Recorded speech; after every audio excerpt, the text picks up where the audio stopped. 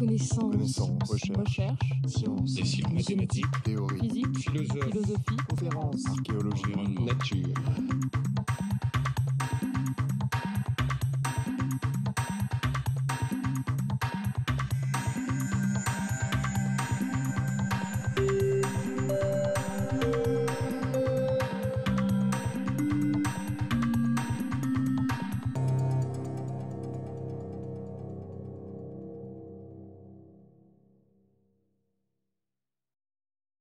J'ai choisi un sujet austère d'épistémologie. Je vais essayer de vous le rendre vivant. La question posée est comment peut-il y avoir une connaissance stable, une science, de ce qui change tout le temps? Variation. Pour répondre à cette question, je m'adresse à la fois à Darwin et à des contemporains de Darwin, Whewell, Cournot, qui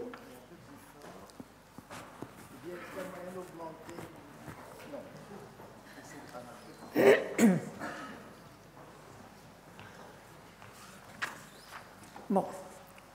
En épigraphe à cette présentation, je vous cite un passage emprunté à un homme qui a lu tout Darwin, le biologiste californien Michael Giselin, qui nous dit, pour Darwin comme pour Héraclite, le changement est le fond de la réalité.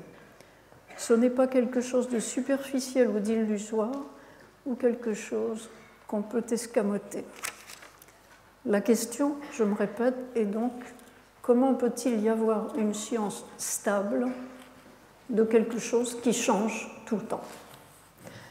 Ma référence principale sera au livre de Darwin, L'origine des espèces, dont nous fêtons l'anniversaire de la publication, et je le cite dans la traduction Barbier. Abrégé, l'origine. Mon plan est en 7 points: le processus historique, l'objectif scientifique, le moteur de l'évolution, ce qu'on cherche dans une science historique, l'ontologie sous-jacente à cette recherche, le choc anthropologique qu'a provoqué le message de Darwin et une petite conclusion sur la main de Dieu et celle de l'homme. Premier point, le processus historique. Au chapitre 2 de l'origine des espèces, Darwin écrit, par exemple, « Qui pourrait soutenir que la diminution de taille des coquillages dans les eaux saumâtres de la Baltique ou celle des plantes sur le sommet des Alpes, ou que l'épaississement de la fourrure d'un animal arctique ne sont pas héréditaires ?» Pendant quelques générations, tout au moins, il pense là, derrière sa tête, au retour à la forme sauvage. Les changements évolutifs, selon Darwin, sont des changements lents, continus, non réversibles en général, et il nous présente une production de diversité par la répétition du même avec de petites variations. Ces changements sont peu perceptibles instantanément et frappants sur la durée. Les espèces dont Darwin parle ici sont en train de former une variété particulière et Darwin pense que cette diversification des espèces aboutit à la formation de plusieurs espèces différentes.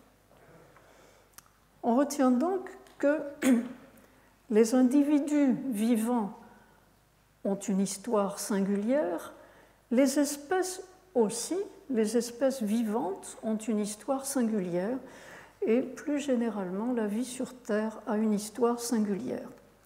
Darwin s'intéresse dans ce processus historique aux variations de forme, de structure, de morphologie et à l'existence de formes intermédiaires entre les formes qu'on croyait franchement distinctes. Qu'il puisse y avoir engendrement des formes les unes par les autres, ce n'est pas une idée originale de Darwin, puisque, comme on l'a vu tout à l'heure, Maupertuis, Lamarck, Goethe, Étienne Geoffroy Saint-Hilaire l'avaient déjà imaginé. Et c'est une hypothèse, comme le disait Cournot, plus raisonnable que l'hypothèse de Cuvier, qui pensait que lorsqu'une espèce s'éteint, Dieu envoie une nouvelle espèce par une création spéciale. Ce créationnisme de Cuvier est tout à l'opposé de la position de Darwin. Darwin écrit encore au chapitre 14 de l'origine des espèces, « Le lien que nous révèlent partiellement nos classifications, lien déguisé comme il l'est par divers degrés de modification, n'est autre que la communauté de descendance, la seule cause connue de la similitude des êtres organisés. » Nous avons donc devant nous un monde vivant dont le seul principe d'ordre est généalogique. Définir les espèces par généalogie, c'est ruiner la conception essentialiste des espèces, c'est reconnaître qu'à chaque génération, la nature de l'espèce change un tout petit peu. D'autre part, admettre que les espèces, comme les individus, sont des êtres historiques, des êtres qui ont une histoire singulière, c'est se heurter à une objection épistémologique aussi vieille que la philosophie. On la trouve exprimée aussi bien chez Platon que chez Aristote. Je vous l'ai cité ici chez ces deux auteurs. Platon fait dire à Socrate, dans le Cratyle, que ça n'a pas de sens d'affirmer qu'une connaissance est possible s'il est vrai que tout change et rien ne demeure. Or, nous venons de dire, les espèces changent un tout petit peu à chaque génération. Aristote dit, lui, « Supposons qu'il n'existe que des individus, il n'y aura alors rien d'intelligible, tous les êtres seront sensibles, et il n'y aura science d'aucun, à moins d'appeler science la sensation. »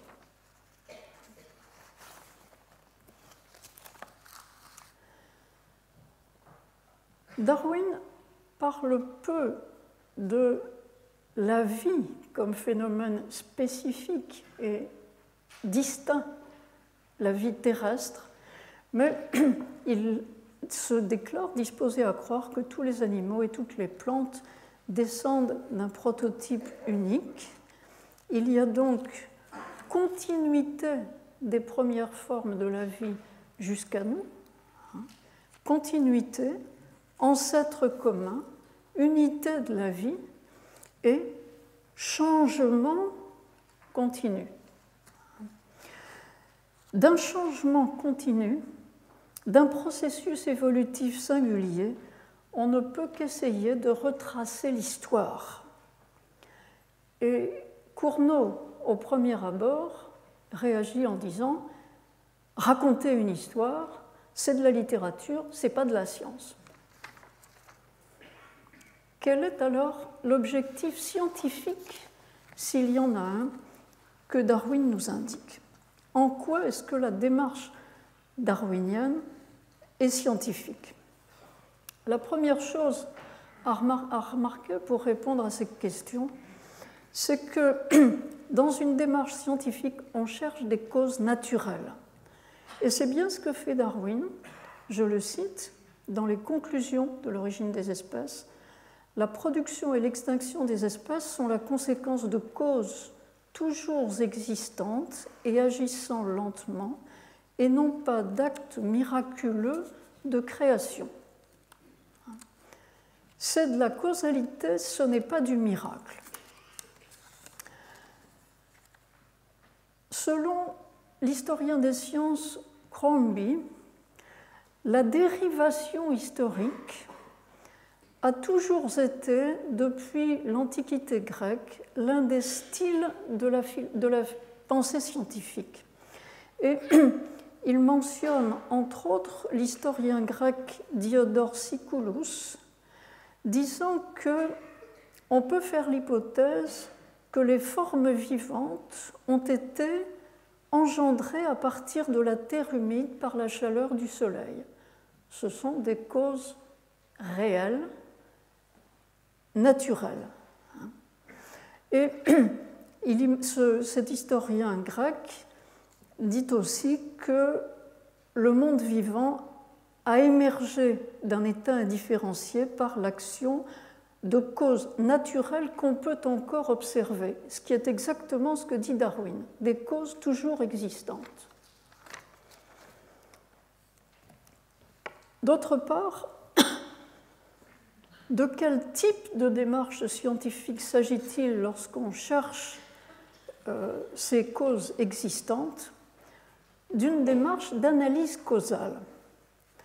Et cette démarche a été identifiée par deux contemporains de Darwin, qui sont Whewell et Cournot.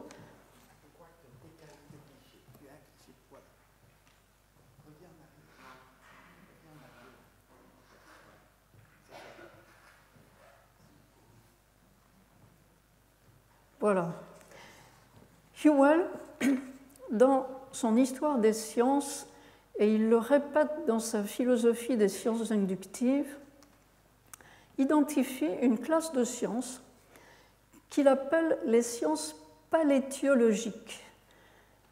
Ce sont les sciences dont l'objectif est de remonter de l'état présent des choses à un état plus ancien dont on peut dériver l'état présent par une série de causes intelligibles, dit-il.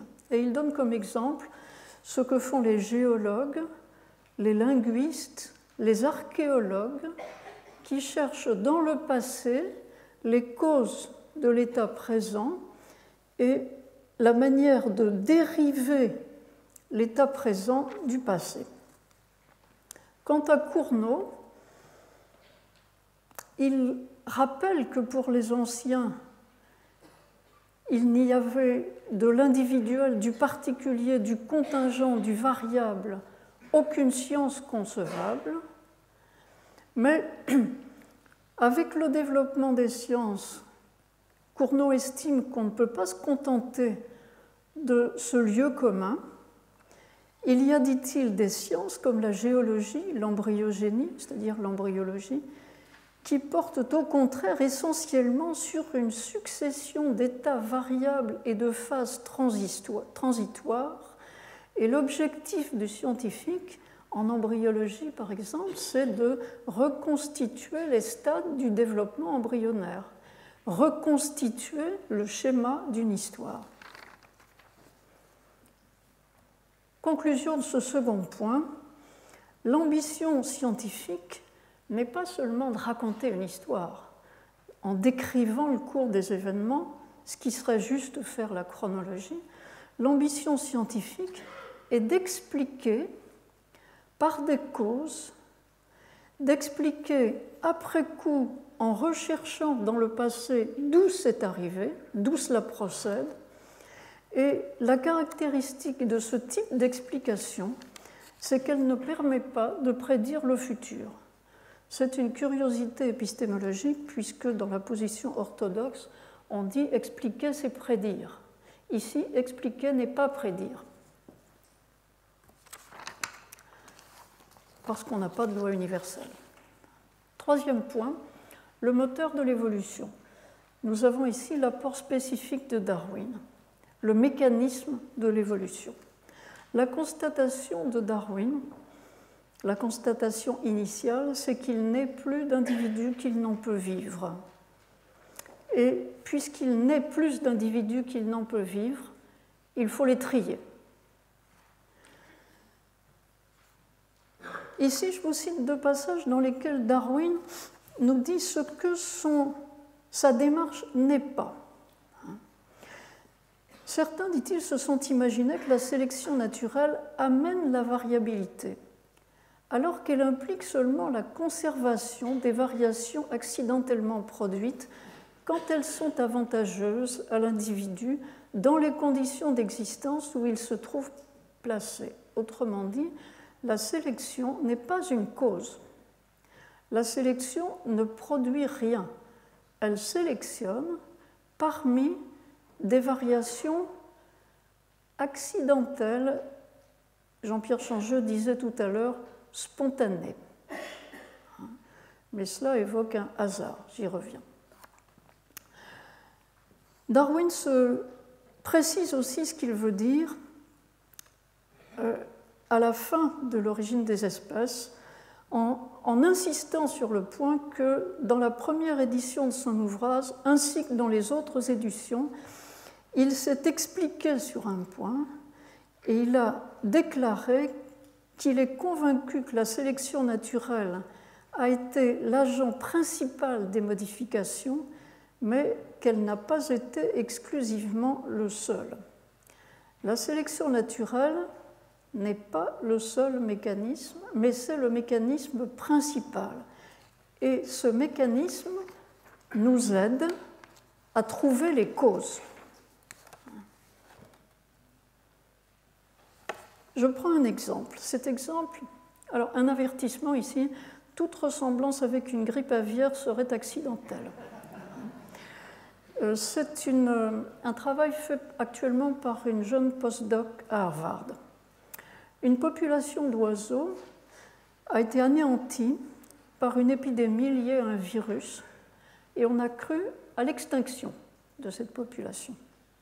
Puis, on a vu renaître cette population au bout de quelques années et on a trouvé que son génome était modifié, d'où on a conclu que seuls ont survécu et se sont reproduits les rares individus qui étaient dotés d'un facteur génétique de résistance à l'infection par ce virus. C'est typiquement un mécanisme de sélection naturelle. Analysons-le. Le changement opéré, c'est la modification génétique. La sélection naturelle est le mécanisme par lequel le changement s'opère et non pas la cause du changement. Schématiquement, le mécanisme est variation-sélection. L'élément sélectionné est avantageux, mais seulement dans des circonstances particulières, c'est-à-dire qu'il a permis la survie dans ces circonstances qui étaient données et qui étaient improbables pour ces oiseaux, qui n'avaient jamais rencontré le virus, de même que le virus ne les avait jamais rencontrés. Par ailleurs, la variation est interne, elle était là avant le virus, elle aurait pu rester silencieuse, sa sélection naît de la rencontre avec un facteur externe. Résumons ce point 3. Ce qu'on cherche pour expliquer le changement, et non pas seulement pour le décrire, c'est une singularité valorisée par le hasard d'une rencontre fortuite. Point 4. Réfléchissons un peu sur cette démarche de recherche historique qui vise à repérer des singularités. Ce que Darwin suggère ressemble beaucoup à ce que Cournot appelle rencontre de séries causales indépendantes. On va donc essayer ce modèle-là. Cournot définit le hasard comme un fait naturel, on a dit, on cherche des causes naturelles, des événements naturels, qui consiste dans l'indépendance mutuelle de plusieurs séries de causes et d'effets qui concourent accidentellement à produire tel phénomène, etc.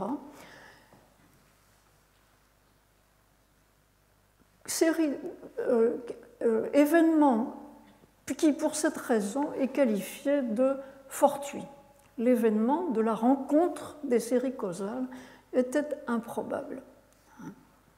Et Cournot définit l'étiologie historique comme l'analyse et la discussion des causes ou des enchaînements de causes qui ont concouru à amener les événements dont l'histoire offre le tableau.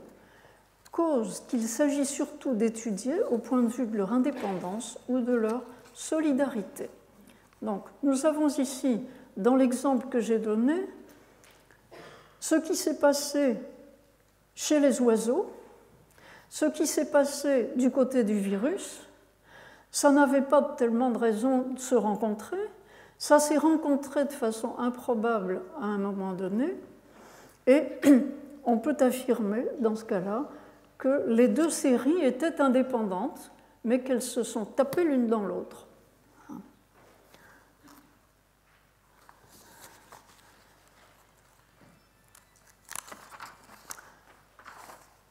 Ici encore un avertissement, toute ressemblance avec le réchauffement climatique actuel est pure coïncidence. Dans son chapitre sur la sélection naturelle, chapitre 4 de l'origine des espèces, Darwin prend l'exemple des effets populationnels dans un pays d'un changement climatique. Il nous dit qu'en cas de changement climatique, les équilibres entre espèces se modifient. Certaines espèces s'en trouvent mieux, mettons, ça se réchauffe. Certaines espèces s'en trouvent mieux et prospèrent, les algues vertes. D'autres espèces s'étiolent et diminuent en nombre. Darwin ajoute quelque chose. Si ce pays est ouvert, la situation va favoriser des immigrations. Qu'on se rappelle à ce sujet, dit-il, qu'elle a toujours été l'influence de l'introduction d'un seul arbre ou d'un seul mammifère dans un pays. Donc, le réchauffement climatique attire des immigrants. Mais s'il s'agit d'une île ou d'un territoire sur lequel on ne peut pas entrer parce qu'il y a des barrières infranchissables, alors il se trouve dans l'économie de la nature une place qui serait mieux remplie si quelques-uns des habitants originels se modifiaient de façon ou d'autre, puisque si le pays était ouvert, ces places seraient prises par des immigrants.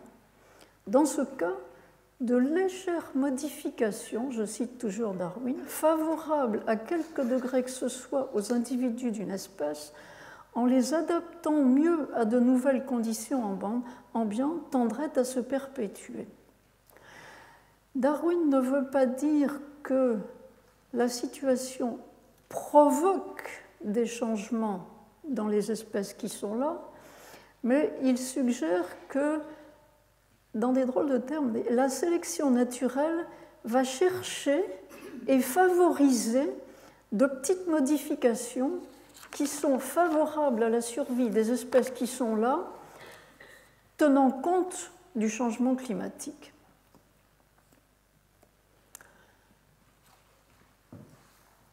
Les exemples que j'ai donnés, celui de Darwin et celui de la jeune femme de Harvard, déploient deux séries causales présumées indépendantes, série virus, série oiseau, série météorologie, série démographie, dont la rencontre est fortuite. La rencontre explique le changement considéré, le clash des séries. Le schéma de Cournot paraît pertinent, et comme le souligne Cournot, le changement, bien que non prédictible avant, n'est pas sans cause. Il a même double cause, si on peut dire, puisque c'est la rencontre de deux séries causales. Mais ici, on se pose des questions. D'une part, le hasard est-il seulement dans la rencontre fortuite? Et qu'entend Darwin par l'économie de la nature, qui évoque l'idée d'une sagesse naturelle? C'est mon point 5. L'ontologie sous-jacente à l'analyse causale à la manière de Darwin. Dans l'origine des espèces, au chapitre 4, Darwin écrit que nous avons de bonnes raisons de croire que les changements des conditions d'existence tendent à augmenter le potentiel de variabilité ou la disposition à varier ou la faculté de changer. C'est une affirmation difficile à interpréter. Darwin admet qu'il existe chez les plantes et les animaux une tendance naturelle à varier. Cournot parle de création naturelle, on parlerait aujourd'hui de créativité naturelle. Et Darwin dit qu'on peut l'observer sur les types sauvages qui varient tout seuls sans qu'on cherche à les modifier. Ces variations qui se produisent spontanément sont transmises héréditairement et elles semblent se faire sans but ou sans cause ou par hasard. C'est une loterie, on a souvent employé ce terme. C'est une autre forme de hasard que la rencontre des séries causales. D'autre part, la domestication joue sur cette variabilité spontanée ou naturelle. En modifiant les conditions d'existence du bétail ou du blé, en modifiant ces conditions d'existence, la domestication induit des changements organiques non prédictibles avant et transmissibles après. Darwin y fait allusion au chapitre 1 de l'origine des espèces, lorsqu'il écrit que le premier de ces facteurs semble être de beaucoup le plus important, car autant toutefois que nous en pouvons juger, des variations presque semblables se produisent quelquefois dans des conditions différentes, et d'autre part, des variations différentes se produisent dans des conditions qui paraissent presque uniformes. Les variations sont primairement spontanées avant d'être induites ou avant que la technologie humaine les manipule.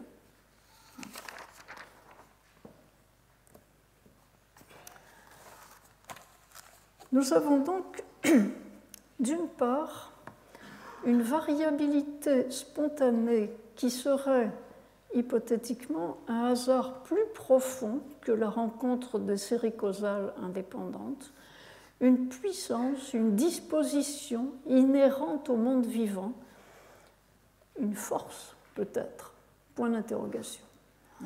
En tout cas, pour Darwin, la capacité de changement est inhérente à la réalité, profondément inhérente à la réalité. D'autre part, admettre l'indépendance relative des séries causales, c'est admettre qu'il y a dans notre univers des discontinuités non réductibles, des ordres de réalité plus ou moins clos sur eux-mêmes et qui ne se rencontrent que rarement, qui clashent de temps en temps. Ces deux traits font des sciences du vivant, si c'est ce qu'on observe chez le vivant, des sciences dans lesquelles l'élément historique est inéliminable. Ce qui s'est produit par hasard, spontanément, une fois que c'est arrivé ou retenu, c'est là, ce n'est pas réversible, et pourtant, ça aurait pu ne pas être là.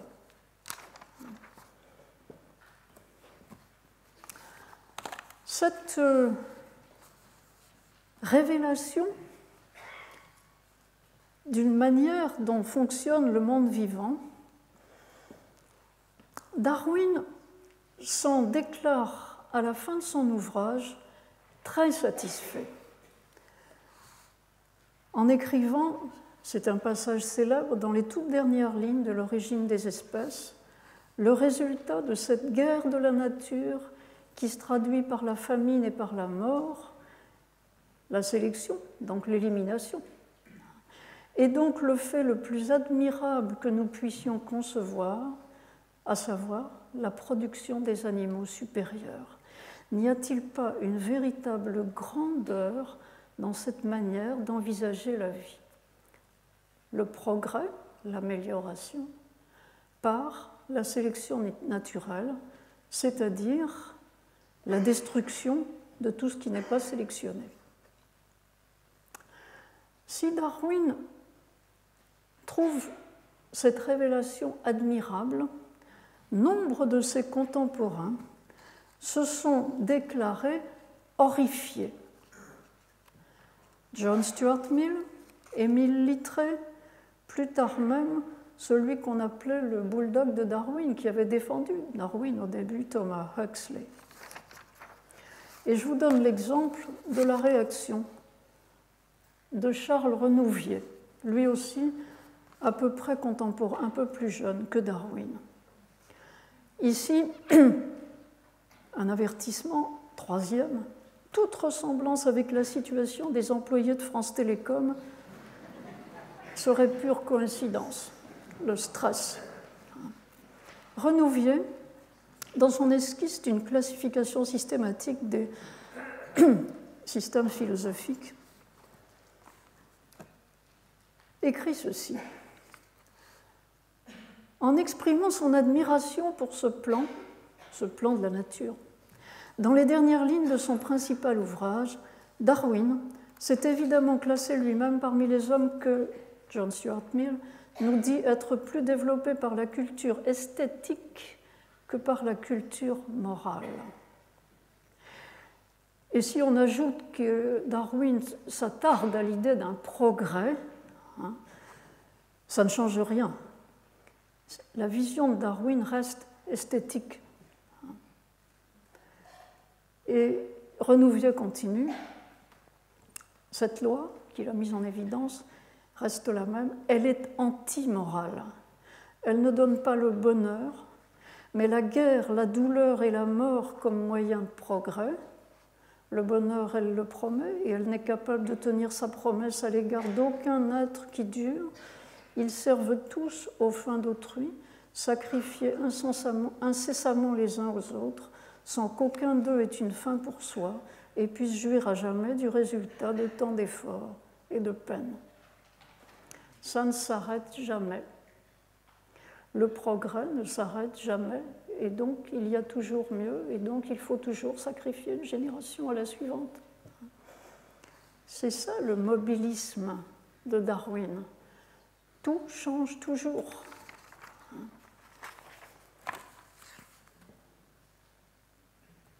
Pour illustrer ce choc anthropologique, j'emploie l'expression de la revendication d'innocence que j'emprunte à Yves Michaud. Et je vous raconte une toute petite histoire qui est vraie et que j'ai entendue la semaine dernière. Dans la bouche d'un de nos collègues, Manuel Di, qui est professeur dans l'antenne de Manille de l'université de Manille, dans une petite ville des Philippines qui s'appelle Quezon City. Manuel nous a raconté que la semaine d'avant, donc il y a 15 jours, un typhon s'est abattu sur les Philippines. Oh, pas un gros typhon, un typhon moyen, il nous a dit, qui a entraîné des pluies torrentielles. Ces pluies torrentielles ont fait plusieurs milliers de morts. Manuel, lui, n'avait perdu que des biens matériels et il nous a dit que sa famille étant indemne et lui-même indemne, il avait de la chance. On lui a dit, vous avez perdu... Oh oui, il a perdu beaucoup de biens matériels. Sa maison a été inondée jusqu'en haut du rez-de-chaussée. Tout ce qui était au rez-de-chaussée a été emporté. Et sa voiture, qui était devant. On lui a dit, oui, mais ça, les assurances... Ah, il nous a dit non. Aux Philippines, les assurances ne paient pas. Les assurances paient les dégâts du feu, parce que le feu, c'est l'homme. Mais elles ne paient pas les dégâts de l'eau, parce que l'eau vient du ciel. C'est pas nous, c'est Dieu. C'est la revendication d'innocence des assureurs. En réalité, nous dit Manuel, si les inondations sont si rapides et si fortes aux Philippines maintenant, c'est à cause de la main de l'homme. C'est parce que la déforestation, les constructions un peu au hasard ont entraîné le fait que le sol n'absorbe plus l'eau au fur et à mesure qu'elle tombe. Et elle s'écoule. Là, la ville où il habite est dans un creux, et le creux a été inondé en quelques heures. Et donc, mon dernier point et ma conclusion s'intitule « La main de Dieu et celle de l'homme ». J'aurais pu l'intituler « Assumer le changement ». Darwin, initialement, s'est intéressé au travail des éleveurs, c'est-à-dire à l'action de l'homme quand il produit des variétés domestiques. Il était donc tout à fait ouvert à l'idée que l'homme peut avoir une influence causale sur l'évolution. Mais cela ne nous donne pas une science, direz-vous. Darwin a réfléchi là-dessus et note dans son carnet, Notebook E, que la répétition des essais permet de généraliser jusqu'à un certain point. Il écrit, en pensant aux effets de ma théorie, on trouvera probablement des lois, nous aimerions mieux dire maintenant des régularités, des lois qui peuvent corréler des parties d'un organisme, et nous les trouvons à partir des lois de variation que nous ont permis de dégager des observations qu'une variation en entraîne une autre. Une intervention entraîne un changement ici ou là. Pensez à l'étude de l'embryologie. En embryologie, on s'attache à montrer ce qu'un ensemble de cellules devient et ce que la modification de cet ensemble de cellules entraîne comme modification des organes par la suite. Donc on a là une petite généralisation qui n'est pas une grande loi de la nature, mais une petite généralisation qui donne un savoir et qui permet d'en tenir compte pour d'éventuelles interventions sur l'embryon. Résumons cela généralement, la connaissance causale ouvre la possibilité d'agir aux jointures causales, c'est-à-dire aux points de variabilité.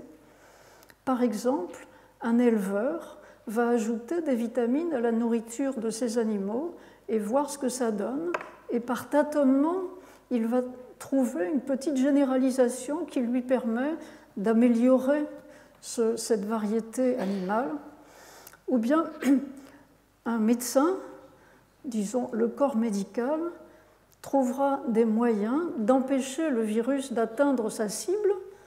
Là aussi, toute allusion est pure coïncidence. Bref, la connaissance permet de faire que le cours des choses tourne autrement qu'il n'aurait tourné si c'était seulement la main de Dieu qui agissait. Nous avons actuellement acquis de grands pouvoirs d'intervenir dans le cours de l'évolution. Pensons aux bio- et nanotechnologies, par exemple. Pensons à ce que nous pratiquons quotidiennement dans le domaine de la procréation. Pensons aussi à ce que nous faisons dans le domaine de l'éducation, par référence à ce que Jean-Pierre Changeux disait tout à l'heure. Nous exerçons ces pouvoirs le plus souvent en revendiquant notre innocence. Et cela, je suppose, entraîne une certaine mauvaise conscience. Mais pour assumer l'évolution, pour agir selon ses connaissances, il faut se défaire de l'idée qu'il y a une sagesse immanente à tous les événements naturels.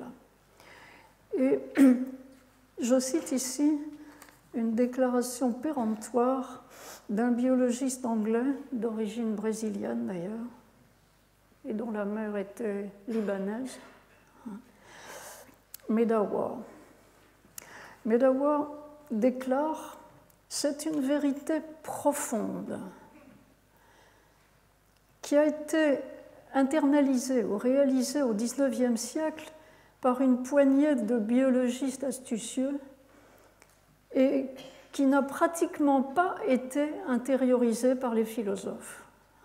C'est une vérité profonde que nature does not know best. Nous disons en français « la nature fait bien les choses ».